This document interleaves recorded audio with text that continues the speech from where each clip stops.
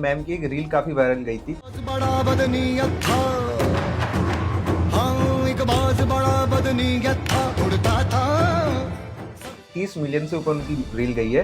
अब क्या था उस रील में, एक बार आप वो उसको बता दीजिए। मतलब मैं बता नहीं सकती। मैं सुबह उठी हूँ with the comment of Farah ma'am. I am like, ma'am यहाँ क्या कर रहे हो आप? फराह मैम यहाँ कहाँ आ गई? तो मेरा रिएक्शन वाज कि भाई उठो, कुछ सीरियस मैटर हो गया है। एक्टिंग लाइन में काफी आना चाहते हैं और ट्राई कर रहे हैं, पर लोग इसको सोचते हैं, ऐसे सोचते हैं कि यार एक्टिंग बहुत इजी है या हो जाएगा, निकाल लेंगे, कोई बात नहीं ऐसा। तो काफी बहुत लोगों ने बना रखा है ऐसा। तो इसके ऊपर मैं आपसे जानना चाहूँ। देखो, बिल्कुल भी इजी नहीं है। हो जाता है तब भी इजी नहीं है, और नहीं होता है तब तो और भी मुश्किल है। मैंने बोला स्टार्टिंग में कि पेशेंस नहीं है ना, तो मैं अभी कह रही हूँ मत ट्राई करना।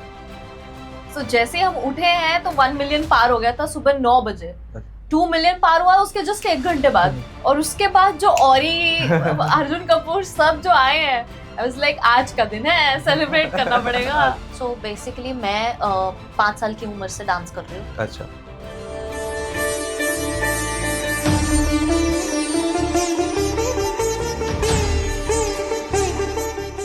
भरतनाट्यम ट्रेंड हूँ, कंटेम्प्रेरी ट्रेंड हूँ। मैंने DID Maharashtra, DID little champs आता था उस समय, है ना, चक धूम धूम एक रियलिटी शो आती थी, ये सब में मैंने पार्टिसिपेट वगैरह किया। तो बचपन से ना मुझे डांस ये सब चीज़ों का बहुत शौक था, लेकिन मैं पढ़ाई में भी बहुत ज़्यादा अच्छी थी। तो पेरेंट्स क्या चूज करेंगे? पढ़ाई। Obviously। सोचो आपकी रील 30 मिलियन गई और उस पे अर्जुन कपूर, फराह खान, अदा शर्मा और ये जैसे बड़े बड़े सेलेब्स ने उस पे कमेंट करा, उसकी रील को लाइक करा, तो आपको कैसा लगेगा? ऐसे ही एक शख्स जिनके साथ ऐसा हुआ है, यशिता सिंह, आज हमारे साथ हैं, जानते हैं उनके बारे में। Welcome Yashita ma'am. Hi ma'am 30 million, हाँ जी, और उसके ऊपर से भी इतने बड़े बड़े सेलेब्स का कमेंट आना, लाइक आना, मैम करेक्ट। कैसा लग रहा है मैम आपको ये? यार मैं तो बहुत एक्साइटेड हो गई थी। मतलब मैं बता नहीं सकती। मैं सुबह उठी हूँ with the comment of Farah ma'am. I am like, ma'am यहाँ क्या कर रहे हो आप? फराह मैम यहाँ कहाँ आ गई? तो मेरा रिएक्शन वाज कि भाई उठो, कुछ सीरियस मैटर हो गया है। सो बेसिकली ओवरनाइट हुआ है ये, बिकॉज इतनी रीच कभी गई नहीं थी। सो जैसे हम उठे हैं तो 1 मिलियन पार हो गया था सुबह 9 बजे। 2 मिलियन पार हुआ उसके जस्ट 1 घंटे बाद, और उसके बाद जो औरी अर्जुन कपूर सब जो आए हैं, आई वाज लाइक, आज का दिन है, सेलिब्रेट करना पड़ेगा। जिनको नहीं पता मैं बता देता हूँ, मैम की एक रील काफी वायरल गई थी, 30 मिलियन से ऊपर उनकी रील गई है। मैम आप उस रील का कॉन्टेस्ट बताइए, मतलब क्या था उस रील में, एक बार आप उसको बता दीजिए। जी, सो बेसिकली मैं गई थी यश राज मूवीज के एक ऑडिशन के लिए गई थी। सो मैं एक एक्टर हूँ, ऑडिशंस तो देना हमारा काम है। सो ये क्या हुआ था कि आफ्टर कोविड, ये बहुत टाइम बाद ऐसा हुआ है कि यशराज वालों ने ऑनलाइन नहीं ऑफलाइन ऑडिशन रखा अच्छा। है। क्योंकि क्या हुआ था, जब कोविड हो गया था तो सारे ऑडिशंस मैक्सिमम क्या होते थे, ऑनलाइन ही हो जाते थे।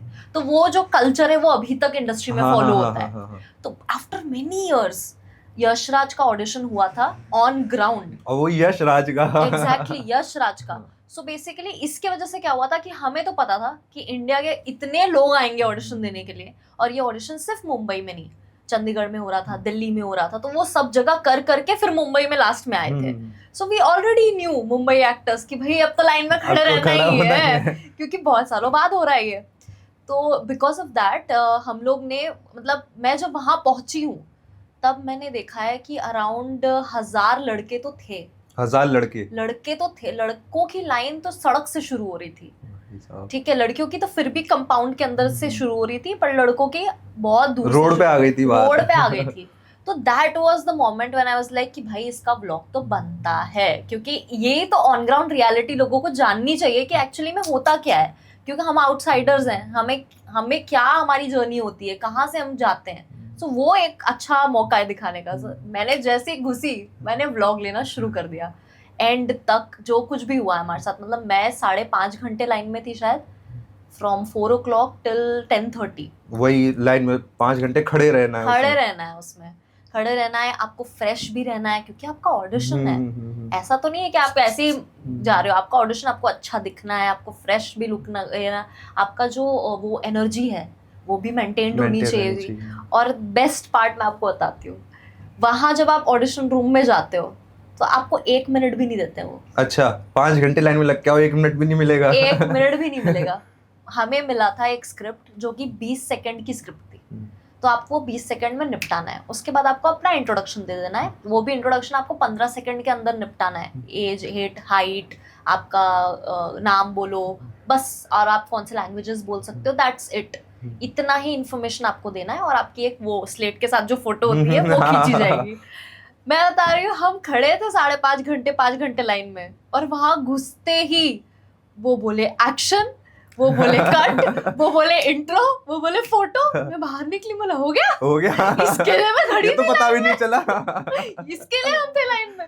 भाई ये तो सच में पता नहीं चला, सच में। But this was the whole experience, और इसका व्लॉग था जो हमारा वायरल गया। वायरल। तो वो आज जैसे आप बता रहे हो स्क्रिप्ट देते हैं, वो कुछ भी हो सकती है और अंदर ही देते हैं या भारी पकड़ा देते हैं आपको स्क्रिप्ट? नहीं, हमें वो स्क्रिप्ट पहले ही दे दी गई थी। अच्छा। हाँ, उनका जो एक इंस्टाग्राम चैनल है जहाँ पे वो लोग ये सारे अपडेट्स देते हैं, तो उन्होंने स्क्रिप्ट ऑलरेडी दी रखी थी कि आपको ये लर्न करके आना है। तो मतलब उसकी आप तैयारी घर पे कर लो, फिर Correct, दिन जाके correct, वहाँ पे बोलो। तो जैसे आप बताए थे 1000 लड़कों की लाइन थी, और आपने अपने ब्लॉग में बताया था कि 700 लड़कियां थी, हाँ, मतलब 700 प्लस लड़कियां 700 थी, प्लस हाँ। लड़कियां थी वहाँ पे। तो लोग इसको मतलब एक्टिंग लाइन में काफी आना चाहते हैं और ट्राई कर रहे हैं, पर लोग इसको सोचते हैं, ऐसे सोचते हैं कि यार एक्टिंग बहुत इजी है या हो जाएगा, निकाल लेंगे, कोई बात नहीं ऐसा। तो काफी बहुत लोगों ने हाँ। बना रखा है ऐसा। Correct. तो इसके ऊपर मैं आपसे जानना चाहूंगा। देखो, बिल्कुल भी इजी नहीं है। हो जाता है तब भी इजी नहीं है, और नहीं होता है तब तो और भी मुश्किल है। ये जो सारे मिथ्स हैं कि बहुत अच्छी लाइफ होती है, ये होता है, वैसा कुछ नहीं होता। हार्ड वर्क, पेशेंस, मेरे हिसाब से जो मैंने देखा, मैं 2 साल से इंडस्ट्री में हूँ यहाँ पे, मैंने म्यूजिक वीडियोस किया है, मैंने बहुत सारे लोगों के साथ काम किया है। बट मुझे एक चीज़ जो समझ में आई है 2 साल में, अगर आपके अंदर पेशेंस नहीं है और आप मेहनत एक्स्ट्रा नहीं कर सकते, मेहनत सब कर रहे हैं, मेहनत तो हर काम में ही लगती है, कुछ भी कर लो। सब कर रहे हैं, 100% आजकल हर इंसान दे रहा है, पर अगर आप 110, 120 नहीं दे सकते हो तो आपको नहीं आना चाहिए। मैं तो पूरा बता रही हूँ, आपका समय वेस्ट होता है, आपका पैसा वेस्ट होता है, आपकी मेंटल हेल्थ की तो मतलब वाट ही लग जाती है एक तरीके से। तो मैं तो ये कहूंगी कि मतलब अगर आपके अंदर वो लेवल का पेशेंस नहीं है कि मतलब ऐसा हो सकता है कि आपको 2-3 साल तक काम ना मिले, हो सकता है। मेरे तो इतने पहचान के एक्टर्स हैं, वो सिर्फ थिएटर कर रहे हैं, उन्हें आज तक ना टीवी में मिला है, ना वेब सीरीज में, ना मूवीज में, और वो ऑडिशन ही देते जा रहे हैं। और मैंने ऐसा भी देखा है कि जो मतलब जैसे आपने बताया, जो बन चुका है उसके लिए भी इजी नहीं है, जो बन रहा है उसके लिए भी इजी नहीं है। काफी हम देखते हैं बॉलीवुड लाइन में भी काफी ऐसे एक्ट्रेस या एक्टर हैं जो हैं बॉलीवुड, उन्होंने पिक्चर मूवी भी कर रखी है, पर अब उनको काम नहीं मिल रहा। आप देखोगे कई सारे, मैं किसी का नाम नहीं लूंगा, बड़े बड़े एक्टर हैं, वो या तो पॉडकास्ट कर रहे हैं, वो भी पॉडकास्ट कर रहे हैं, या व्लॉगिंग कर रहे हैं, या बहुत सारी ऐसी चीज यूट्यूब पे डाल रहे हैं रेलेवेंट रहने के लिए। तो ऐसा क्यों हो रहा है? ऐसा इसलिए भी हो रहा है, क्या होता है मैं आपको बताती हूँ कि कास्टिंग जो होती है ना, वो इस तरीके से होती है कि जैसे अगर कोई, मैंने कैरेक्टर राइटर ने लिख दिया है, डायरेक्टर ने लिख दिया है, उसके दिमाग में एक इमेज है, करेक्ट। अब वो इमेज हो सकती है वो आपकी हो, जैसे ही कास्टिंग डायरेक्टर आपको देखेगा बोलेगा नहीं नहीं भाई इसको डालो, ये यही चाहिए, डायरेक्टर तो यही चाहिए। अब जब वो पिक्चर या वो सीरीज खत्म हो जाती है, वो एड खत्म हो जाता है, तो जरूरी नहीं है कि दूसरा राइटर या राइटर भी आपका वो सोच रहा है, आपकी शक्ल है उसके दिमाग में। एग्जैक्टली। तो ये होता है कि एक्टर्स को बार बार काम ना मिलने का एक बहुत बड़ा रीजन ये भी होता है, क्योंकि एक बार हमने एक चीज सोच ली है, वो विजन मैनिफेस्ट हो गया है स्क्रीन पे, पर वो फिर से हो उसके लिए आपको लक चाहिए। वो तो नहीं हो सकता। अब लोग कहेंगे कि आपको एक्टिंग भी आनी चाहिए, भी आनी चाहिए, वो होती है, बट आजकल की जो कास्टिंग है, लेटेस्ट जो मैं बता रही हूँ, वो यही चाहते हैं कि अगर मैं गुजरात से कर रहा हूँ तो गुजराती ही चाहिए मुझे।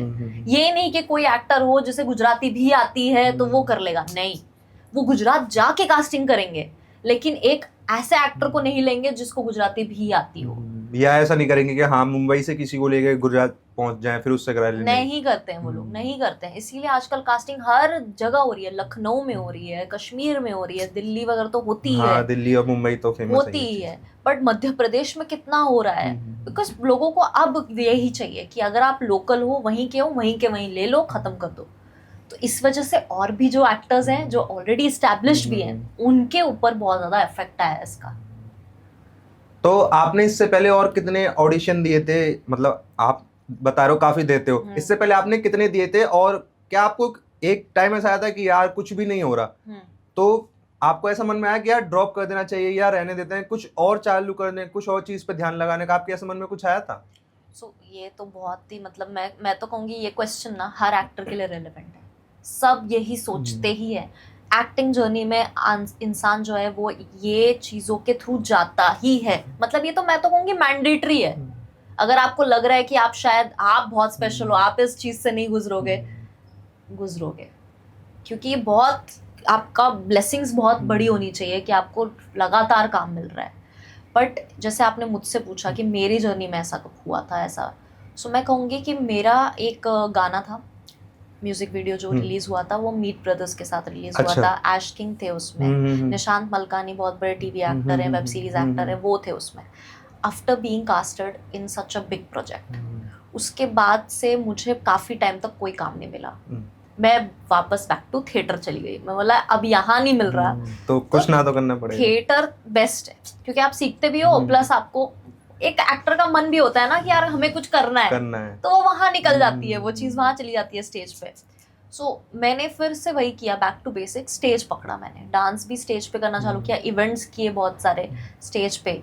बट फिर भी अभी तक मैंने शायद 200 प्लस 250 प्लस ऑडिशंस दे दिए हैं। 250 ऑडिशन दे दिए मैंने, 250 प्लस तो दे ही दिए। मेरे फोन में अभी मैं दिखा सकती हूँ आपको, 250 प्लस ऑडिशन मैंने दे दिए हैं। बट फिर भी सिलेक्शन वेटिंग है। मैं लव यापा मूवी है, उसके लिए मैंने ऑडिशन दिया था, शॉर्टलिस्ट हुई थी। फिर नादानिया मूवी थी, उसके लिए मैंने ऑडिशन दिया था, शॉर्टलिस्ट हुई थी।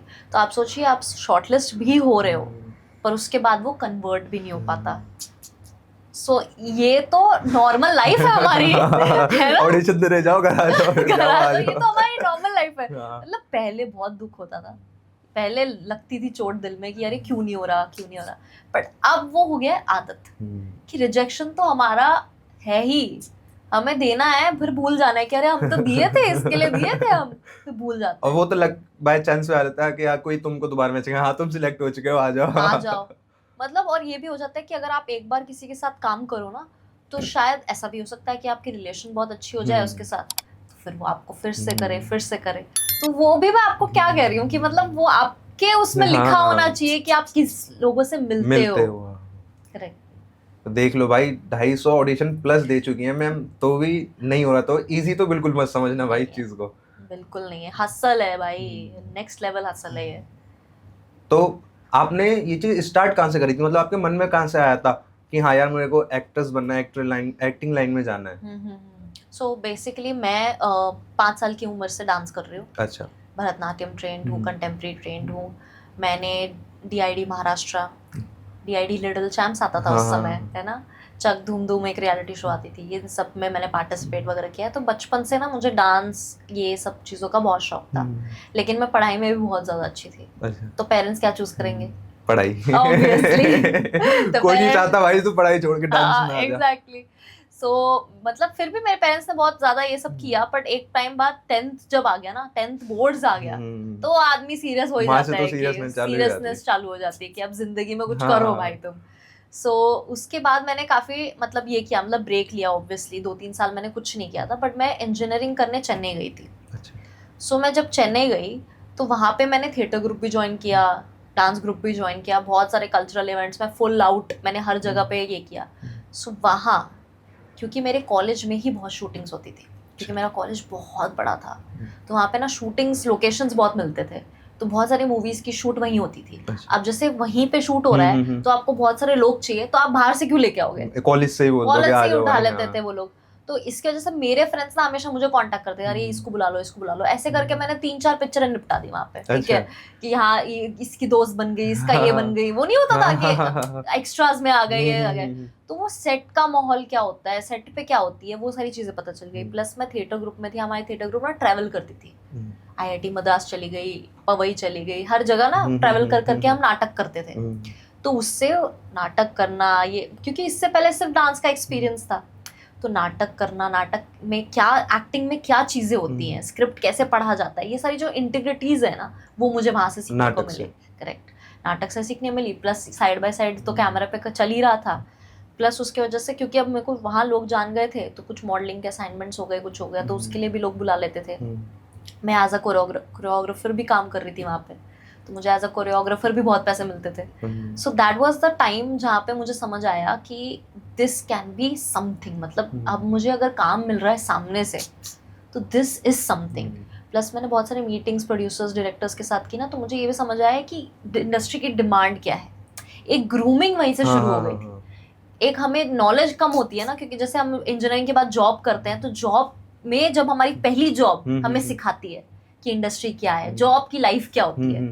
मेरे इंजीनियरिंग के टाइम पे ही मुझे इसकी लाइफ के बारे में पता चल गया था कि ये लाइफ ऐसी होती है. हसल बहुत है लेकिन उसका जो रिवॉर्ड भी है वो अच्छा है, काफी अच्छा है. तो वो ग्रूमिंग होने के कारण फिर मैंने डिसाइड किया, मम्मी पापा से पूछा कि भाई अब तो छोड़ दो, मुझे पढ़ाई भी मेरी हो गई है, अब तो कुछ हासिल करने दो लाइफ में. तो फिर उन्होंने बोला ठीक है. अब मतलब आपने इंजीनियरिंग करके छोड़ दी और उसके बाद आप यस इस मैंने लाइन में इंजीनियरिंग कर ली, डिस्टिंक्शन से पास भी हुई. तो पढ़ाई में तो बहुत ही अच्छी थी, तो उसमें कोई दिक्कत नहीं. थी. ये भी सही ना, बैकअप प्लान है. मतलब मैं तो चाहता हूँ हो जाए, हाँ, 0.1% चांस ना हो तो आपका आपके लिए भी सेफ है. करेक्ट. तो मैम हम देखते हैं इस इंडस्ट्री में कुछ डार्क साइड है कि अगर आपको कुछ काम चाहिए आगे तो आपको ऐसी कोई चीज़ करनी पड़ेगी जिससे आपको काम मिले, और ये काफ़ी प्रचलित है. हम देखते हैं, सुनते भी काफ़ी हैं इस इंडस्ट्री के बारे में. तो क्या आपने ऐसी कोई चीज़ आगे फेस करी है या आपके किसी फ्रेंड ने करी हो? जैसे आप बता रहे हो आप 250 ऑडिशन देने गए हो, कहीं कुछ भी मतलब छोटी मोटी कोई बात हुई हो तो आप मुझे बताइए उसका. देखो, मेरे जानकारी में या मेरे पहचान में जो बहुत क्लोज लोग हैं उनके साथ तो कभी ऐसा हुआ नहीं है. क्योंकि आजकल जो हमें दिख रहा है ना, इंडस्ट्री ना बहुत ज़्यादा चेंज हो गई है. जो ये हम बातें सुनते थे, ये कर रहे हैं वो कर रहे हैं, वो चीज़ें पहले हुआ करती थी, नो डाउट. ये हुआ करती थी. मैंने भी बहुत सारे सीनियर एक्टर्स के साथ हैंग आउट किया है, उन्होंने मुझे कहानियाँ सुनाई है कि भाई ये होता था वो होता था. तो ये पहले होता था क्योंकि ना स्ट्रीमलाइंड नहीं थी इंडस्ट्री. इंडस्ट्री में बस आप यहाँ चले जाओ वहाँ चले जाओ, कोई कुछ जानकारी देता था, कोई कुछ जानकारी. पहले उतना सोशल मीडिया भी नहीं था. लोग सोशल मीडिया पे एक्टिव भी नहीं थे उतने ज़्यादा, था भी तो एक्टिव नहीं थे. उनको ये भी नहीं पता था कि कैसे जाना है इसमें. किसी ने कुछ बता दिया, भाई तू उस वाले डायरेक्टर के पास चले जा, वो तेरे को काम दिला देगा, वो कुछ काम और कुछ दिला रहा है. करेक्ट. ऐसी वाली बात है. यही बातों की वजह से क्या होता है ना कि लोग मिसलीड हो जाते थे. अब मुझे किसी ने बोल दिया कि ये फलाना ढिमका है किसी का प्रोड्यूसर, मुझे बोल दिया जा मिल ले. अब मुझे कोई सोर्स ही नहीं है वेरीफाई करने का, या फिर मुझे अगर 2-3 सोर्सेज भी हैं तो भी फिर मैं इस उम्मीद में जा रही हूँ ना कि हाँ भाई किसी ने बताया है तो शायद होगा, एक बार मिल के ही देख लेते हैं. और आप मिलने जा रहे हो तो उसके बाद का एक्सपीरियंस होता है यहाँ, हाँ वहाँ हो जाता है चीज़ें. ये मैंने सुनी है लोगों के साथ बैठे बैठे कि बातों बातों में बता रहे हैं लोग मुझे कि ये भी होता था वो भी होता था. लेकिन अब मेरा जो एक्सपीरियंस है मैं आपको बताती हूँ, इंडस्ट्री अब बहुत चेंज हो गई है. कोविड के बाद से काफ़ी सारे इंस्टीट्यूट्स ना स्ट्रीमलाइंड हो गए हैं, एंड स्पेशली कास्टिंग बहुत स्ट्रीमलाइंड हो गई है. बहुत सारे कास्टिंग ऑफिसर्स वेल एस्टैब्लिश्ड हो गए हैं, जैसे मुकेश छाबड़ा एक है, एंटी कास्टिंग दूसरा है, कास्टिंग बे है, TVF के बहुत सारे शोज कास्टिंग बे ने किए हैं. सो ये ना इतने ज़्यादा इस्टेब्लिश्ड हो गए हैं कि हम जो बाहर से आते हैं हमें पता है कि हमें एटलीस्ट तो ये 10-15 ऑफिस तो घूमने ही है. ठीक है, उसके अलावा भी अगर हमें पता चला कि यहाँ घूमना है वहाँ घूमना है, तो now social media, internet has all the information. आप किसी का भी चिट्ठा निकाल सकते हो कि यार ये कौन है, किसका है. मिलने जाने से पहले आप पता कर सकते हो. 100 चीज़ें जान सकते हैं उसके बारे में आज के ज़माने में. एग्जैक्टली. अब यहाँ पे ये भी है कि अब मैंने चीज़ें जान भी ली, मैं उससे मिलने भी गई, उसकी नीयत क्या है वो मैं इंटरनेट पे तो नहीं पता कर सकती ना. तो वो अब तुम्हें वहां जाके वो देखना ही पड़ेगा. तो आप सोचिए कि एक रिस्क तो आपके पास हमेशा है. ये रिस्क हमें लेना पड़ता है एज एन एक्टर. ठीक है भाई, बहुत फेम मिलता है, ये मिलता है, पैसा मिलता है, लेकिन जो उसके पीछे के रिस्क हैं आप वो जानिए. हो सकता है कि वो इंसान सही भी निकले, ठीक है, पर ये भी हो सकता है कि उसकी नीयत खराब भी निकले. तो वो हम नहीं जान सकते, हमें मिलने के बाद ही पता चलेगा.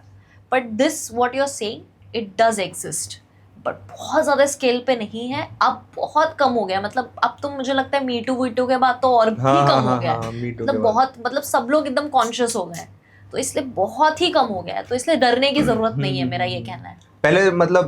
पहले ये भी था ना कि जैसे कोई एक्ट्रेस है जिसने मतलब काम पाने के लिए, मतलब अपनी इंडस्ट्री में आने के लिए कुछ ऐसी चीज कर भी ली हो, तो उसे डर रहता था कि यार कोई बाहर चीज ना आ जाए, मेरी इज्जत डाउन हो जाएगी या कुछ भी हो जाएगा. लेकिन अब क्या लोगों को पता है कि हाँ भाई ठीक है जो भी है ठीक है, कोई हाँ। ना तो हम ऐसा काम करेंगे, और होगा तो मी टू, जैसे आप बता रहे हो मी टू Yes. आया था, सब अब ओपन अप हो चुके हैं, अपना कॉन्फिडेंट है सब लोग। कॉन्फिडेंट है और सबके पास आज की डेट में फॉलोअर्स हैं। हाँ कुछ नहीं हुआ तो हम्म। मीडिया पे हाँ, डाल मीडिया पे देंगे, डाल देंगे। लाइव कर देंगे, हाँ। भाई मेरे साथ ऐसा हो हाँ, गया, हाँ। ये कर देंगे और क्या करेंगे। कर भी देते हैं काफी लोग, देखते हम काफी सारे डायरेक्टरो की और आदत नहीं है। इसका तो फिर नुकसान भी तो है कि वो कर देंगे। लड़की अगर किसी के साथ ऐसा हुआ नहीं भी है लेकिन मुझे लाइमलाइट लेना है, हाँ, हाँ, मैं हाँ। बोल सकती हूँ मेरे साथ ऐसा हुआ था, हाँ। मतलब मैं करके शुरू कर सकती सही हूँ, कह रहे हो आप। आप ही के सामने कर सकती हूँ, कौन जाके वेरीफाई करेगा कोई नहीं बताओ। करेगा। और ये भी तो है फिर, मतलब हमारे यहाँ पे ऐसा होता था कि सिर्फ लड़की की बात सुनी जाती है, अगर आपने किसी पे हाँ। लगा दिया, जैसे चलो छोड़ो, मैं बहुत अलग जाने वाला था, छोड़ो। हाँ हाँ जैसे आपने किसी पे कुछ लगा दिया तो फिर उसको एक बार के लिए तो आपको पकड़ ही लेते हैं पुलिस वाले, या एक बार को तो आप पे हो जाएगी, हाँ इसने तो इसके साथ ऐसा करा वो तो था। लांछन लगी जाता हाँ है। लांछन तो लगी जाता है, चाहे उसने कुछ भी नहीं करा, हम्म। पर आपने झूठे वो, मतलब किसी ने किसी पे बोल दिया ना कि हाँ इनने मेरे साथ ऐसा करा था, हम्म। तो उसकी पूरे इंडस्ट्री में इमेज डाउन हुई, इंडस्ट्री नहीं बाहर की होनी ही है उसकी, होनी है कि उस पे एक बार ही हो जाएगा कि हाँ इनने उसके साथ, चाहे उसने नहीं करा, पर जो नया आ रहा है उसको ये माइंड में हो जाएगा कि हाँ यार इनने तो उसके साथ ऐसा करा था, मे भी कुछ करा हो। तो आप मुझे ये बताओ, जैसे आपने मुझे बताया आपने काफी सारे ऑडिशन दिए हैं, आपने म्यूजिक वीडियो में भी काम करा है, तो वहाँ का माहौल कैसा होता है, कैसे शूटिंग होती है, कैसे सब कुछ होता है? जैसे मेरे को तो बहुत वो है Curiosity है। हाँ जानने की, तो उसके बारे में बताओ आप थोड़ा। नहीं, मैं बताती हूँ आपको कि जैसा हमें सुनने में आता है ना कि बड़ा आसान है या फिर बहुत सारी चीजें होती हैं, बहुत मुश्किल होता है यार। 17 घंटे की शिफ्ट होती है कभी कभी। अच्छा। 17 आवर्स की शिफ्ट। हमारा जो सॉन्ग शूट हुआ था वो 3 दिन में शूट हुआ था, तो जब वो 3 दिन में मल्टीपल लोकेशन शूट होते हैं ना, तो आपको एक्स्ट्रा 17-18 घंटे देने ही पड़ते हैं सोने के लिए। और इसमें ये भी होता है कि लड़कियों की ग्रूमिंग बहुत ज्यादा टाइम लेती है, तो अगर आपका कॉल टाइम 8 बजे का है तो ये नहीं हो सकता कि आप 7 बजे उठ के 8 बजे पहुंच जाओ, नहीं हो सकता। आपको 6 बजे 5-5:30 बजे उठना ही पड़ता है, ग्रूमिंग करनी ही पड़ती है, एंड देन पूरा प्रोसेस शुरू होता है। सो मेरे ख्याल से हम सो रहे थे 3 घंटे 4 घंटे सोने मिल रहा था हमें। सिमिलरली मैं एक सेट पे भी थी एक वेब सीरीज के, क्योंकि वहाँ पे मैं बैक स्टेज पे काम कर रही थी। मैंने देखा था भाई इतनी भसड़ होती है वेब सीरीज पे, तो इतनी भसड़ होती है, क्योंकि मैं आपको बताती हूँ वेब सीरीज का क्या पोर्शन होता है कि कास्ट एंसेम्बल बहुत ज्यादा बड़ी होती है। वेब सीरीज नॉट लाइक कि आप 5 लोग के साथ कर लेते हो, अलग अलग तरीके के लोग होते हैं। अब क्या होता है कि जब आपकी इतनी बड़ी कास्ट है तो उनको मैनेज करने के लिए भी उतने ही ज्यादा लोग चाहिए होते हैं, समझ रहे हो? तो अब आप सपोज आप एक एक्टर सेट पे आए हो, तो आपके पीछे प्रोड्यूसर के 10 लोग लगे पड़े हैं कि भाई आपने खाना खाया, अरे आपका मेकअप, अरे आपका कपड़ा, अरे आपके सेट, ये आपका लोकेशन, आपकी टाइमिंग क्या है, मेरी टाइमिंग क्या है, क्या हम दोनों के सीन साथ में हैं, अलग अलग हैं। There is so much to manage. एक प्रोजेक्ट के पीछे जितने लोगों की मेहनत लगती है ना भाई, मैंने कहीं नहीं देखा इतनी कलेक्टिव मेहनत, कहीं नहीं देखी मैंने वहीं देखी थी। बोला यार राइटर्स हैं, उनकी भी टीम है, 5 तो राइटर्स की टीम बैठी है वहाँ पे कि नहीं मुझे ये नहीं समझ आया, मुझे ये अच्छा नहीं लगा, नहीं एक्टर्स आर आस्किंग कि क्या मैं इम्प्रोवाइज कर सकता हूँ, मैं इसको चेंज कर सकता हूँ अपने हिसाब से। अब आप समझिए जब इतना कुछ हो रहा है, तो मुझे तो लगता है कि मतलब वो जो शिफ्ट्स भी होते हैं ना, आपको बोला गया है कि आप 4 घंटे के लिए आ जाओ, लेकिन वो 4 घंटे कभी नहीं होते, नहीं होंगे, क्योंकि उसके पीछे मुझे लगता है तो 18 घंटे वेटिंग होती है। एक्टर का सबसे बड़ा काम अगर कुछ है तो वो एक्टिंग नहीं है, वेटिंग है। सेट पे जाओ, वेट करो, ऑडिशन दो, वेट करो, हर जगह वेट करो, सक्सेस पाने के लिए वेट करो हर चीज के लिए वेट करो भाई। मतलब मैंने बोला स्टार्टिंग में कि पेशेंस नहीं है ना, तो मैं अभी कह रही हूँ मत ट्राई करना, नहीं करना ट्राई, क्योंकि ये पूरा गेम वेटिंग का है। आपको लगता है कि आपके टैलेंट से ये वो क्योंकि आपको सेट पे जाके भी वेट करना है, ऑडिशन देने के बाद भी वेट करना है, काम मिलने के लिए वेट करना है, सक्सेस के लिए वेट करना है, पैसे मिलने के लिए 4-4 महीने वेट करना है। अच्छा, पेमेंट डालने के लिए वेट करना है। आज मैंने काम किया, 4 महीने बाद पेमेंट आ रही है मेरी, सोचो। तो इतना ज्यादा पेशेंस लगता है। तो सेट का माहौल तो बहुत क्योटिक होता है। अगर आप दिमाग से सॉर्टेड नहीं हो ना, तो आप सेट के माहौल को भी नहीं झेल पाओगे, क्योंकि इतनी भसड़ होती है। एक आदमी ये पूछ रहा है, एक आदमी दूसरा, अब ये सारी भसड़ हो रही है। एज एन एक्टर मुझे लाइंस भी याद रखनी है, लाइंस भी याद करनी है, फिर अगर कुछ चेंज हो गया उसमें तो वो भी और देना भी परफेक्ट है अपना, जरा सा गलत हुआ तो कहेंगे भाई ये कौन आ गया, क्या कर रहा है। एग्जैक्टली और क्या होता है 4-5 रीटेक के बाद क्या होता है, पहले क्या होता है फर्स्ट टेक दूसरा टेक में ना पूरा माहौल जो होता है ना वो सही होता है, सारे लोग ना मतलब इंटरेस्टेड होते हैं, लाइट मैन भी इंटरेस्टेड होता है, टेक्नीशियन भी इंटरेस्टेड होता है, स्पॉट बॉय भी इंटरेस्टेड होता है कि अरे क्या होगा, देखते हैं देखते देखते ना। जैसे ही आपका ना 5वां 6वां टेक रीटेक होने लगता है, अब वो लोग भी इंटरेस्टेड नहीं है, तो वो माहौल क्या हो जाता है ना कि कोई एक्टर की सबसे बड़ी चीज क्या होती है कि मुझे लोग देख रहे हैं, अरे people are watching me right now, nobody is watching you, कि आपने तो 10 टेक दे दिए, लाइट मैन कहीं और कर रहा है, स्पॉट बॉय चाय पी रहा है, बुलाना पड़ता है उनको, भाई आजा कर रहा है। तो सब लोग अपना अपना कर रहे हैं राइट 10 टेक के बाद, तो वो एनर्जी किसके ऊपर है, किसके शोल्डर के ऊपर है, एक्टर के शोल्डर के ऊपर है। बहुत रिस्पॉन्सिबिलिटीज होती हैं, पूरा का पूरा सेट आपके लिए लगा हुआ है, इतने सारे लोग आपके लिए आए हुए हैं, आपके लिए आए हुए हैं, जो इतनी भसड़ मची है किसके लिए, सिर्फ आपके लिए मची हुई है। तो आप सोचो आपकी एनर्जी लेवल कितनी अलग, मेंटली आपको बहुत स्ट्रांग होना पड़ेगा, उन सबसे आपको ज्यादा मतलब मेंटली प्रिपेयर हो, हर चीज के लिए आपको स्ट्रांग होना पड़ेगा। एग्जैक्टली इतनी भसड़ के बाद भी स्पॉट बॉय को लाइनें याद नहीं रखनी है ना, लाइनें तो मुझे ही याद रखनी है, आपको याद रखनी है, कैरेक्टर तो मुझे ही याद रखना है, और देना भी परफेक्ट आपको ही है। एग्जैक्टली डायरेक्टर फिर बोलेगा अरे बस कर यार कितना रीटेक ज्यादा कुछ कह दे तो हो जाएगा पैकअप। हाँ। तो 250 ऑडिशन, इसका क्या प्रोसेस है, आप मुझे प्रोसेस समझाइए ऑडिशन का। ऑडिशन का प्रोसेस अभी फिलहाल तो ये है कि बहुत सारे कास्टिंग ऑफिसर्स मैंने जैसे आपको बताया ना बहुत सारे हैं, और बहुत ही वो फेमस भी हो चुके हैं कास्टिंग पे, मुकेश छाबड़ा तो सब जानते हैं, ये जानते हैं राइट, वैसे ही 10-15 हैं ऑफिसर्स। अभी जैसे आप इंस्टाग्राम पे अगर उनके जाएंगे तो आपको वहाँ पे लिंक मिल जाएगी कि आप अपना प्रोफाइल सबमिट कर सकते हो।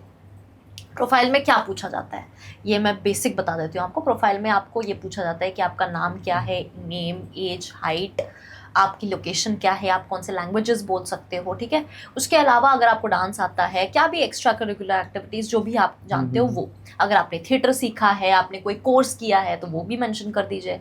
फिर उसके लास्ट में आपसे अगर आपका कोई वर्क लिंक है जो आपने पहले कभी काम किया है कैमरे के सामने, वो आप वहाँ पे पुटअप कर सकते हैं। सो ये जो एक बेसिक फॉर्मेट है, ठीक है, ये फॉर्मेट आप ईमेल के थ्रू या फिर कभी कभी ना गूगल शीट्स फॉर्म्स भी होते हैं उनके, गूगल फॉर्म भी होते हैं, तो आप उन पे जाके सबमिट कर सकते हो या फिर आप ईमेल कर सकते हो। सो ये क्या होता है कि जब वो ईमेल्स उनके तक पहुंच जाती हैं, आपकी प्रोफाइल उनके तक पहुंच जाती है, तो वो कास्टिंग में क्या करते हैं, जैसे मैंने पहले भी बोला कि अगर उनको एक जगह का अगर कोई कहानी बतानी, जैसे अगर मुझे पुणे की कहानी बतानी, कोई एक कहानी है जो पुणे बेस्ड है, तो वो वैसे सॉर्ट करेंगे पुणे डाल के कि पुणे के कितने एक्टर्स ने कांटेक्ट किया है। अच्छा ये 10-15 लोगों ने कांटेक्ट किया, ठीक है, 10-15 लोग को भेजो ऑडिशन, या ना अगर ये एज ग्रुप में बैठते हैं, इसमें बैठते हैं, तो इनको ऑडिशन भेजो।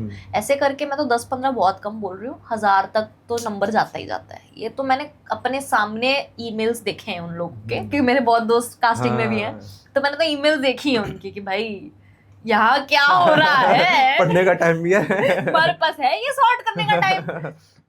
उनकी भी हालत मतलब बहुत खराब ही, मतलब कठिन उनकी भी लाइफ है, क्योंकि इतनी जनसंख्या है, इतने लोग प्रोफाइल भेज रहे हैं, तो उनको हर किसी का सॉर्ट सपना है करना, बनना एक्टर। हाँ, और आजकल अप्लाई करना इजी हो गया है, पहले नॉलेज नहीं थी। मैंने कहा ना internet is a very big ये प्रोवाइडर राइट नाउ, कि वो क्या कर रहा है कि सबको पता चल जा रही है। जैसे मैं ही अगर बोल रही हूँ तो 10-15 लोग देख लेंगे, उनको नॉलेज हो जाएगी कि अरे ये था, करेक्ट। सो इसके वजह से बहुत लोगों तक पहुंच रही है, तो बहुत लोग और अप्लाई कर रहे हैं।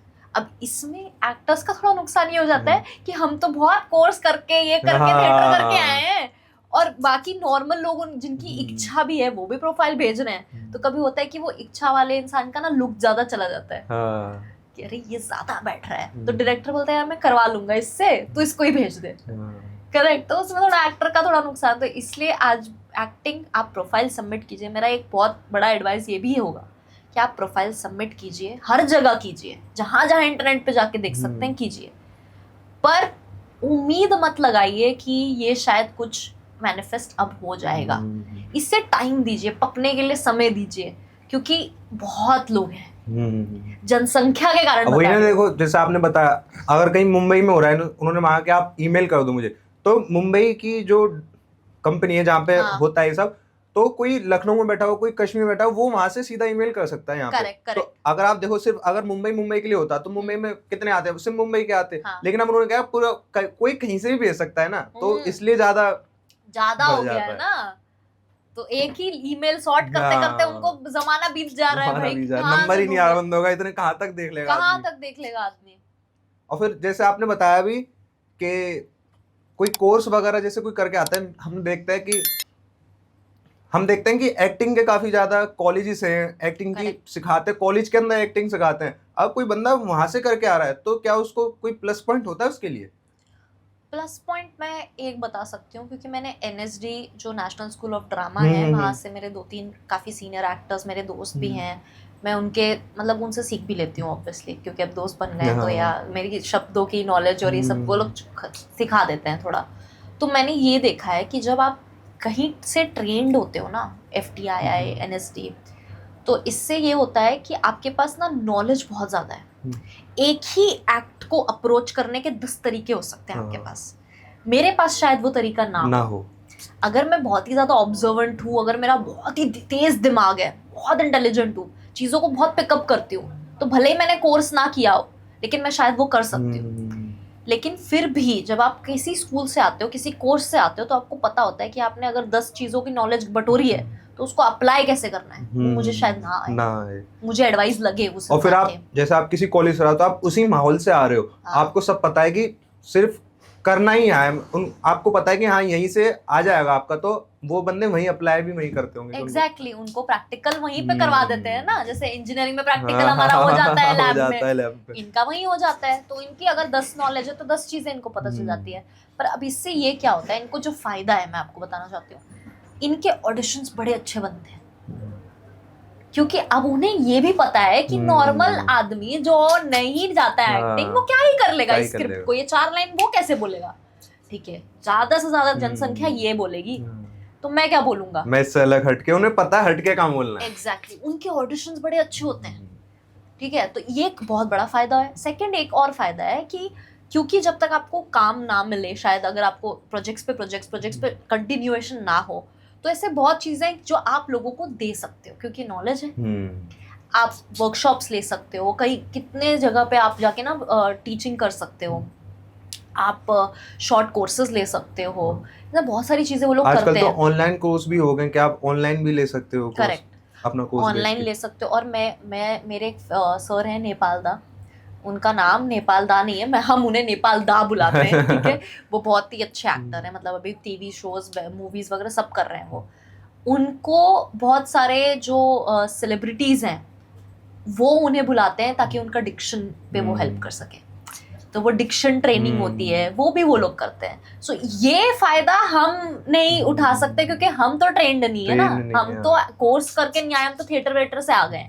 पर जो प्रॉपर स्कूल से हैं, जिन्होंने डिप्लोमा की हुई है, उनके पास बहुत बेनिफिट्स है, क्योंकि फिर वो लोग चीज़ें दे भी सकते हैं, अलग तरीके से ऑडिशंस भी कर सकते हैं, तो ये फायदा तो है। और प्लस आप अगर किसी स्कूल में 3-4 साल बिता के आ रहे हो ना, तो आपके माहौल में वो लोग भी होते हैं, वही तो आपका माहौल ही वैसा ही हो जाता है। मैं तो इंजीनियरिंग से, तो मेरे तो दोस्त पंटर वंटर सब इंजीनियर है, ठीक है, पर उनके क्या है, उनके सारे एक्टर्स हैं, कोई डायरेक्टर बन गया, कोई एक्टर, लिंक भी हो जाता है, फिर सबकी नेटवर्किंग भी हो जाती है। तो मेरे हिसाब से तो बेस्ट है, अगर आप बहुत यंग हो, अगर आप चाहते हो ना, तो आप ले लो भैया एडमिशन, ट्राई तो करो कम से कम।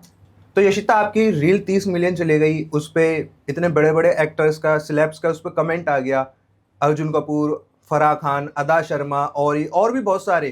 तो अब आगे क्या, नेक्स्ट आगे से आगे क्या, मतलब उनसे आपकी कोई मीटिंग सेट हुई है आगे बात करने की, या सिर्फ वो कमेंट तक ही रह गए, या उससे आपको मेरे को आगे की कहानी बताइए इसमें। देखो अभी क्योंकि ये रील अभी ही वायरल हुई है ना, 7 दिन भी नहीं हुए हैं इसको होके, आज जब हम बात कर रहे हैं, so it is very early to say कि अभी क्या होगा। लेकिन अभी तक का जो 5 दिन का मैं रिएक्शन बता सकती हूँ कि मुझे इंडस्ट्री से कम बहुत सारे लोगों ने तो एटलीस्ट रीच आउट किया है। जैसे कोई प्रोजेक्ट चल रही है, उस हिसाब से उस प्रोजेक्ट में मैं फिट बैठती हूँ, तो आप एक बार मीटिंग कर लीजिए, मिल लीजिए, ऐसे बहुत सारी चीज़ें हुई हैं, काफ़ी लोगों ने अप्रोच किया है।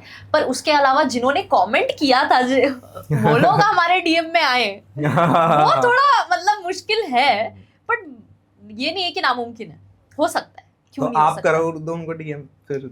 हाँ, मैं तो डीएम किया हुआ है ना, ऑब्वियसली मैंने किया हुआ है, जब उन्होंने कमेंट किया तो मैं तो डीएम में घुसी गई मैम के कि क्या है मैम, रिप्लाई नहीं आ रहा, रिप्लाई का वेट कर रहे हैं। बट मैं ये कहूंगी कि ये बहुत अर्ली है, कहने के लिए कि अचानक क्या, है ना, क्योंकि हम तो देखते हैं ना लोग वायरल हो जाते हैं तो फिर ओवरनाइट उनकी लाइफ चेंज हो जाती है, ये हो जाती आप उसको जानते हो 10 वाला बिस्कुट कितने का है जी? वो मुजफ्फरनगर मेरठ के पास एक मतलब गांव से है हाँ। और कितना फेमस हो गया वो बंदा, बादशाह और वीवी की वाइन्स, काफी मतलब हर एक बंदा आजकल उसकी हाँ, कॉपी कर रहा है। करेक्ट, कितना ट्रेंड में गया बंदा ऐसे ही। कितना ट्रेंड में गया। तो अभी ये बहुत अर्ली है, मुझे भी लगता है कि कुछ होगा नहीं होगा ये मैं नहीं कह सकती, बट हाँ आई एम वेरी पॉजिटिव कि कुछ तो होना चाहिए, कुछ तो होना चाहिए। हाँ Yes. इस 30 मिलियन का कुछ तो फायदा होना चाहिए। जैसे आप मिल गए, आपका पॉडकास्ट हो गया। हमारा पॉडकास्ट हुआ है। मैं सबको बता दूं जिसको नहीं पता, जो मैम की रील वायरल हुई थी उससे ही मैं मैम के टच में आया था, देन मैंने मैम को रीच आउट करा, देन हमारा ये पॉडकास्ट अब हो रहा है। रील का भी एक तो फायदा हुआ है, एक तो फायदा हुआ है देखो। पॉडकास्ट हो गया। यस। तो मैम आप अब मुझे एक बात बताइए, जैसे कि अगर जैसे आपने भी बताया आपका सर्कल, आपके फ्रेंड्स ऐसे हैं कि काफी अच्छी नेटवर्किंग है, तो जो बंदा नया जिसको कुछ भी नहीं पता, जैसे आप ये लगो मुझे कुछ नहीं पता इस इंडस्ट्री के बारे में, अगर मैं आना चाहता हूँ, मुझे मॉडलिंग में एक्टर लाइन में एक्टिंग में आना है, तो मैं कैसे इसको स्टार्ट कर सकता हूँ, कहाँ से स्टार्ट करूँ इसको? वही है, इंस्टाग्राम पे जाइए, बहुत सारे कास्टिंग ऑफिसेस को देखिए, है ना, उसके वहीं पे मिल जाएगा आपको, ईमेल्स मिल जाएंगे आपको, गूगल फॉर्म्स वगैरह मिल जाएंगे, आप उन्हें फिल कीजिए। ठीक है, अगर आप मुंबई आना चाहते हो तो हाल फिलहाल मुंबई में बहुत गर्दी है। तो मेरे हिसाब से तो आप जहाँ हो वहीं से ट्राई कीजिए। रीज़न इसका ये भी है कि यहाँ पे आने के बाद ना मेंटल स्ट्रेस और ये सब बहुत ज़्यादा हो जाता है, क्योंकि मुंबई भीड़ बहुत ज़्यादा है ना, महंगी भी बहुत ज़्यादा है मुंबई। मुझे पता चल गया 2 दिन में। हाँ, बहुत महंगी है भाई मुंबई। सो अगर आप अपना सब कुछ छोड़ छाड़ के यहाँ आना चाहते हो, फिर ये करना चाहते हो, तो क्या हो जाता है कि ऑलरेडी 50 लोग हैं, उसमें आप बस एक और एडिशन हो। और फिर जैसे अगर आप बाहर से तो सोच के आते हैं हाँ यार मुंबई चलेंगे, हमारा हो जाएगा, हाँ, यूं हो जाएगा, correct. ये हो जाएगा, वो हो जाएगा। अब आप यहाँ आए, आपको काम नहीं मिल रहा, करेक्ट, आप बैठे हो घर पे, आपका दिमाग भाई यार मैं तो वहां से ये सोच के आया था, मतलब आपका वो सब एकदम गाड़ी चेंज हो जाएगी, आप और परेशान हो जाओगे। और क्या होता है ना, परेशानी का कारण ये भी है कि मैं जहाँ से आ रहा हूँ, जहाँ भी मैं रहता था, मेरे परिवार वाले वहाँ थे, कुछ हुआ मम्मी है, पापा है, भाई है, बहन है, और नहीं तो बहुत सारे दोस्त हैं, क्योंकि आप वहीं पले बड़े हो तो बहुत दोस्त हैं, तो कोई स्ट्रेस कोई और होने नहीं देता ना। लेकिन अब जब आप यहाँ आ जाते हो ना, तो अकेलापन जो खाता है ना, वो कुछ और नहीं खाता। काम ना मिलना, दोस्त भी ना बनना, अकेलापन महसूस होना, मेंटल हेल्थ की माँ बहन हो जाती है। मैं आपको बता रही हूँ, सच है ये, ठीक है। तो इसीलिए बेस्ट है, क्योंकि अगर आज के डेट में आपको इंटरनेट ने इतनी चीज़ें दे ही दी है, सोशल मीडिया अगर आपको दे ही रहा है, तो why leave your house, why leave your parents and then come your, यहाँ पे अकेलापन क्यों महसूस करना है? वहीं से आप ट्राई कीजिए, हर जगह अप्लाई कीजिए।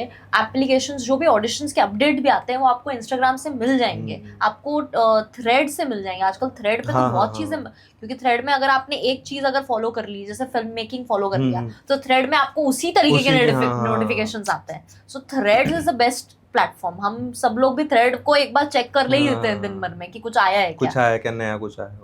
और अगर आपकी लोकेलिटी में भगवान करे हो गया कोई ऑडिशन या फिर कोई मूवी की शूटिंग हो गई, तो आप तो वहीं थे, आप तो वहीं के राजा हो, आपको मुंबई से वापस थोड़ी नहीं आना ना, आप तो वहीं थे, आपको तो वहीं जानते हैं सब। हमारे लिए तो फिर प्लस पॉइंट होगा जो वहाँ पे रहने वाला है। एग्जैक्टली, आपके लिए प्लस पॉइंट वहां हो गया, मेरे लिए वो बहुत ये घातक हो गया कि मैं तो मुंबई में थी, मैं वहां नहीं कर सकती, भले ही मेरा लुक जा रहा हो, भले ही मैं एक्टिंग कर सकती हूँ, पर मैं वहां नहीं जा सकती।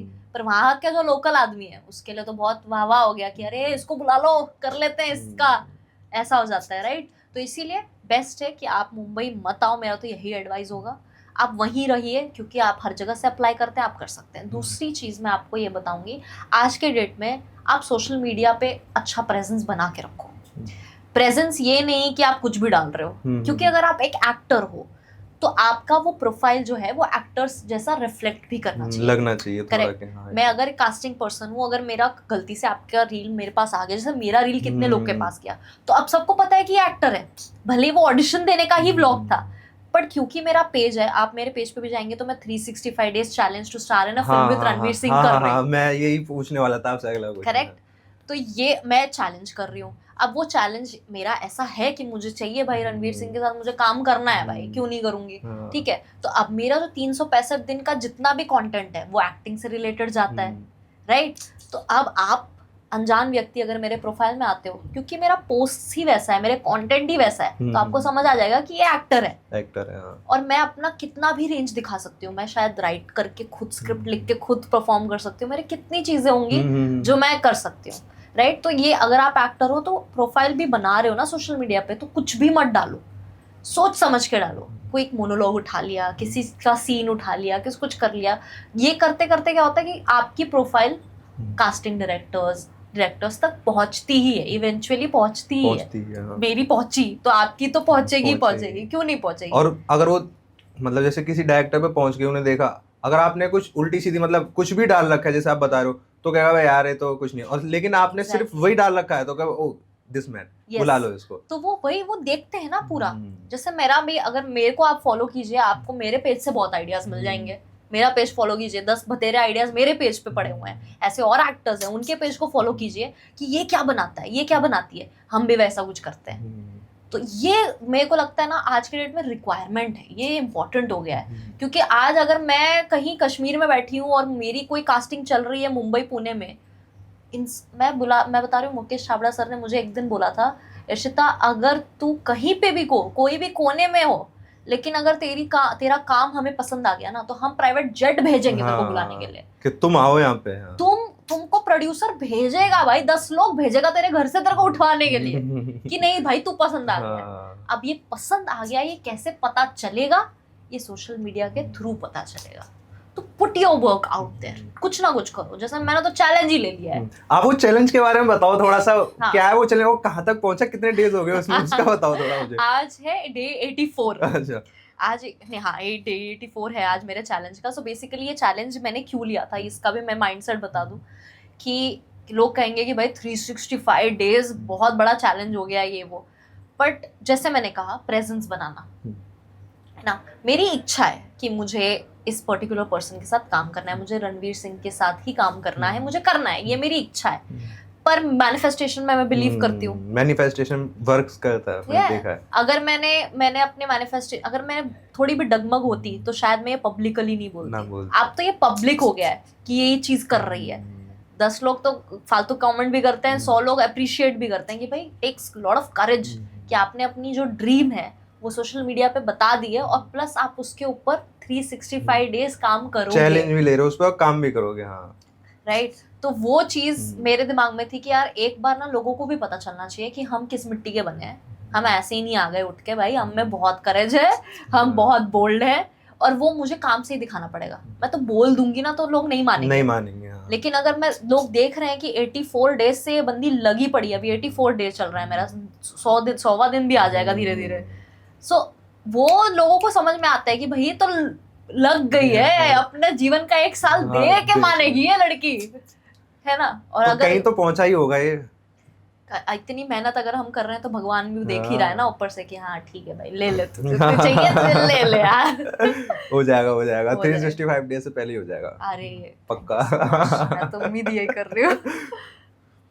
मैम 30 मिलियन आपकी रील चले गई, तो आपके जो फैमिली फ्रेंड, जैसे इतनी दूर दूर तक रील गई है, आपके आसपास वालों ने तो बिल्कुल ही देखी होगी, और उसमें भी आपके पेरेंट्स ने देखी होगी, आपके घर से कैसा रिएक्शन था इसको देखने, और आपके फ्रेंड से कैसा रिएक्शन था? मेरे फ्रेंड्स तो पागल हो गए थे, मैं पहली बात ये बताऊं, क्योंकि मेरे फ्रेंड्स, मतलब मेरे पेरेंट्स तो ऑब्वियसली बहुत ज्यादा खुश भी थे, बट उनको उस चीज का वो ग्रास्प नहीं हो रहा था ना, क्योंकि पेरेंट्स की जनरेशन उनको वो ग्रास्पिंग, उनको बताना पड़ रहा था मुझे।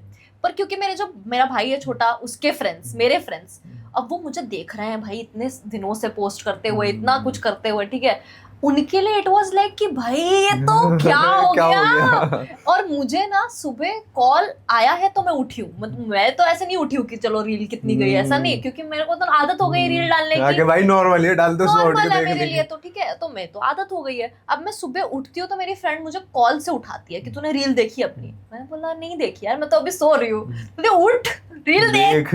और जब तक मैं रील देखती तब तक 1 मिलियन क्रॉस, फराह खान का मैसेज आ चुका। मतलब उसके बाद जो चीजें हुई हैं, क्योंकि हर घंटे में it was gaining million views हर घंटे में। तो मेरे जितने भी पहचान वाले वो क्या कर रहे थे पता है? वो सिर्फ रिफ्रेश कर रहे थे, रिफ्रेश, हर थोड़ी थोड़ी देर बाद रिफ्रेश। अब मैं तुमसे बात कर रही हूँ, बात करते करते अरे 500 लोग आ गए, 5000 लोग आ गए, तो वो रिफ्रेश ही कर रहे थे पूरा दिन। मैं बता रही हूँ जब वायरल हुई थी उस पूरे दिन में सब लोगों ने अपना इंस्टाग्राम सिर्फ रिफ्रेश ही किया है कि वो लोग तो वेट कर रहे थे कब जाए ये 10 मिलियन, कब पार हो, 10 हुआ तो 20 कब पार हो, वो ऐसा हो गया था। और फिर घर वालों की तरफ से हो गया हाँ भाई अब लड़की ने करके दिखा दिया, अब तो पूरी छूट है, कुछ भी कर ले। Exactly. तो ये था आज का हमारा पॉडकास्ट अमेजिंग यशिता सिंह के साथ। अगर वीडियो अच्छी लगी हो तो चैनल को सब्सक्राइब कर देना, वीडियो को लाइक कर देना और कमेंट करके बताना हमें आपको कौन सा पार्ट सबसे अच्छा लगा। मैं यशिता मैम की आईडी डिस्क्रिप्शन में ऐड कर दूंगा, प्लीज फॉलो कर लेना सब जाके मैम को। हम मिलते हैं आपसे अगली वीडियो में एक नए चेहरे के साथ, तब तक के लिए राम राम।